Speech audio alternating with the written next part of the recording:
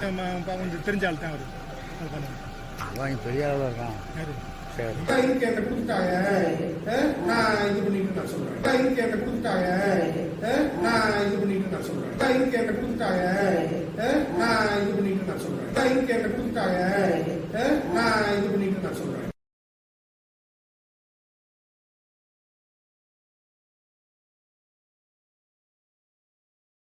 அந்த அரசாங்கம் பதில் சொல்லிடும், சொல்லாம இருக்க முடியாது, சொல்லிடுவாங்க. நான் என்ன நான் பாசாணி, எங்கள் வீட்டுக்கார் இப்போ டேவிட்டு மலேசியா போய் 10-15 வருஷம் ஆச்சு, ஆளே காணோம். ஆனால் தொடர்வாகி என்னோட பேசிக்கிட்டு ஃபோன் பண்ணிட்டு இருந்தா. அப்படி இப்போ தான் 3 வருஷமா இல்லை. நடவடிக்கை கூட வந்து இந்த மாதிரி கொடுத்து அதுதான் பேசிட்டு இருந்தேன். அப்படி 3 வருஷம் இப்போ தான் இல்லை.